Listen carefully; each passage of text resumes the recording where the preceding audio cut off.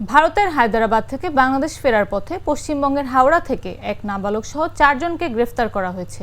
রোহিঙ্গা সন্দেহে রোববার রাতে শালিমার রেলওয়ে স্টেশন থেকে তাদের গ্রেফতার করে হাওড়া রেল পুলিশ।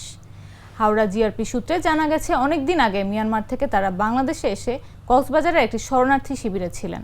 গত বছর কোনো বৈধ নথিপত্র ছাড়াই বাংলাদেশ থেকে ভারতে প্রবেশ করেন এবং পরে হায়দ্রাবাদে চলে যান। সেখানে তারা শ্রমিকের কাজ করছিলেন। সম্প্রতি ভারতের বিভিন্ন রাজ্যে বাংলাদেশ বিরোধী আন্দোলন শুরু হলে হায়দ্রাবাদেও তার প্রভাব পড়ে। এ অবস্থায় এই 4 জন আবারও বাংলাদেশে ফেরার পরিকল্পনা করেন। গত রোববার তারা হাওড়া স্টেশনে পৌঁছান। গ্রেফতার ব্যক্তিদের সোমবার আদালতে পাঠানো হয়েছে।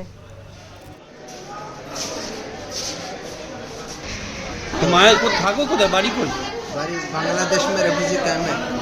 रिफ्यूजी कैंप पे আছে? रेफ्यूजी कैंप है अरे कल इंडिया की करते हैं?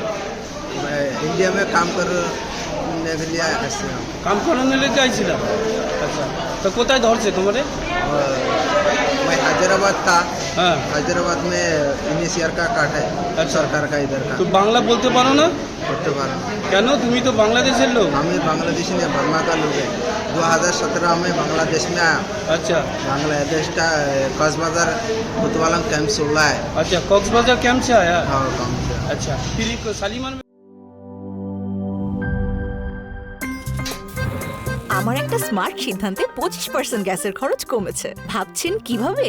সাধারণ গ্যাস স্টোভ বদলে আমি এনেছি আরএফএল গ্যাস স্টোভ। এর সাইন্টিফিক নজল ও ব্রাস বার্নার ক্যাপ সমানভাবে তাপ ছড়িয়ে রান্না করে দ্রুত।